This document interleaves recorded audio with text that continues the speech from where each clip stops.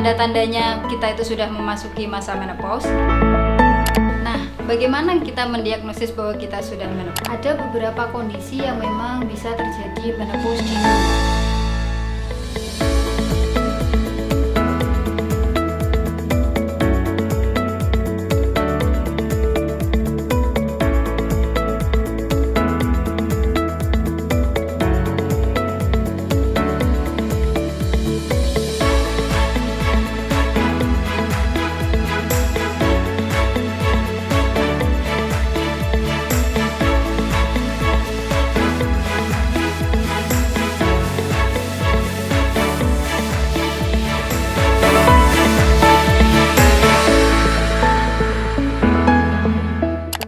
Assalamualaikum warahmatullahi wabarakatuh.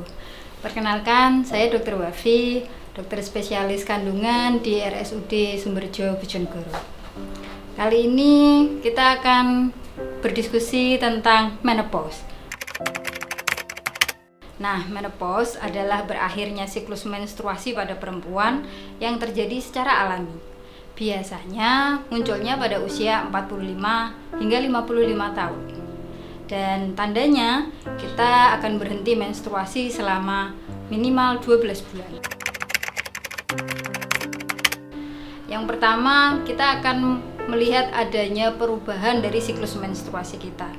Menstruasi menjadi tidak teratur, menjadi lebih jarang, dan akhirnya akan berhenti. Kemudian yang kedua, selain perubahan siklus mens, juga akan ada perubahan-perubahan dari penampilan fisik kita. Kulit akan terlihat lebih kering, kemudian ada rasa panas atau kemerahan di area wajah, nyeri sendi atau tulang karena proses osteoporosis yang semuanya akibat dari proses menopause. Tanda berikutnya yang ketiga, juga bisa timbul perubahan suasana hati atau perubahan psikologi. Kita menjadi lebih moody, lebih mudah sensitif, kemudian sulit tidur, atau kadang-kadang juga mengalami rasa depresi.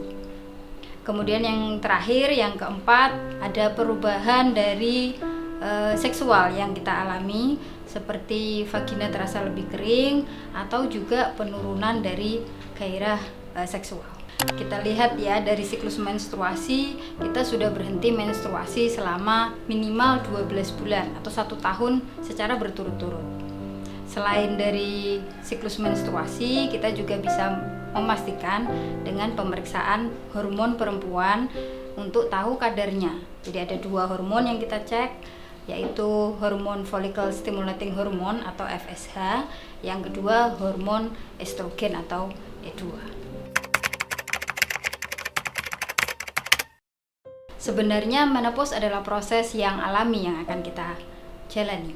Akan tetapi, apabila gejala-gejala yang muncul menimbulkan gangguan dalam hidup kita, maka kita bisa melakukan penanganan atau menghindarinya.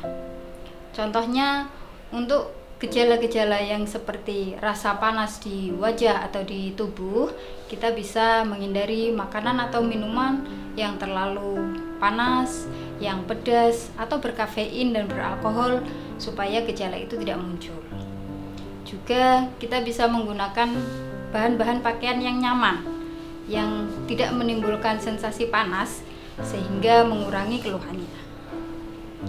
Sedangkan untuk keluhan misalnya sulit tidur atau gangguan mood, kita bisa melakukan relaksasi atau olahraga ringan atau teknik olah nafas sehingga membuat kita lebih rileks dan lebih nyaman dalam kehidupan sehari-hari.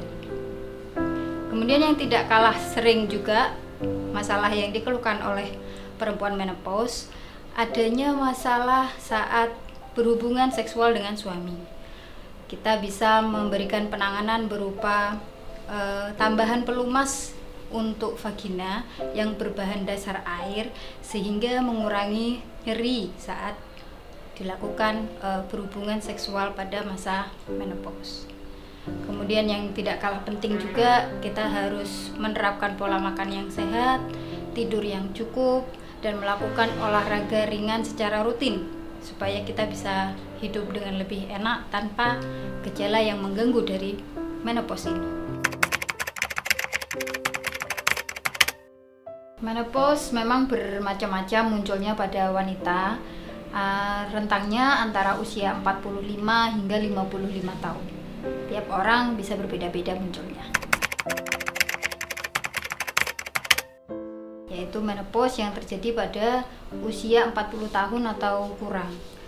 Contohnya pada pasien atau ibu-ibu yang mengalami kemoterapi atau radiasi itu bisa mengalami menopause dini.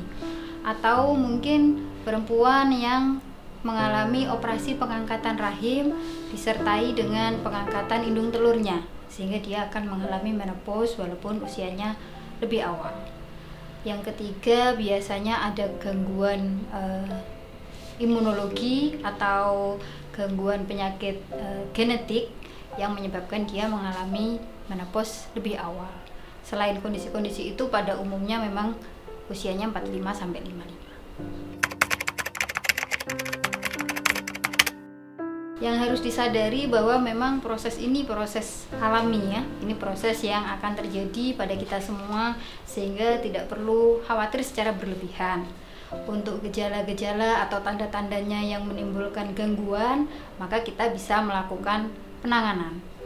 Apakah itu melalui perubahan pola hidup, kemudian makanan, atau juga obat-obatan bila diperlukan.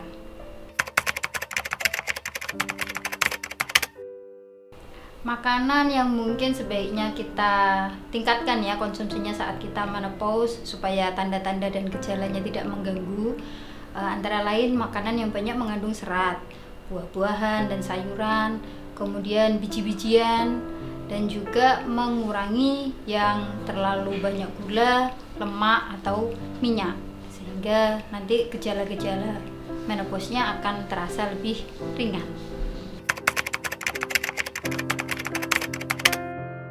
Jadi untuk ibu-ibu yang sudah mengalami menopause, apabila sudah pasti mengalami menopause, semua perdarahan setelah menopause itu tidak normal. Jadi apabila ibu-ibu mengalami menopause kemudian perdarahan, segeralah periksa ke dokter kandungan terdekat untuk memastikan kondisinya. Kesimpulan kita kali ini, menopause adalah proses alami yang pasti akan kita hadapi. Mari kita persiapkan, kita kenali, sehingga kita bisa menjalani masa menopause kita dengan bahagia dan sehat. Tak lupa, karena masih dalam masa pandemi, kami selalu mengingatkan untuk selalu menjaga protokol kesehatan dengan 5M. Mencuci tangan, memakai masker, menjaga jarak, menjauhi kerumunan, dan mengurangi mobilitas. Salam sehat.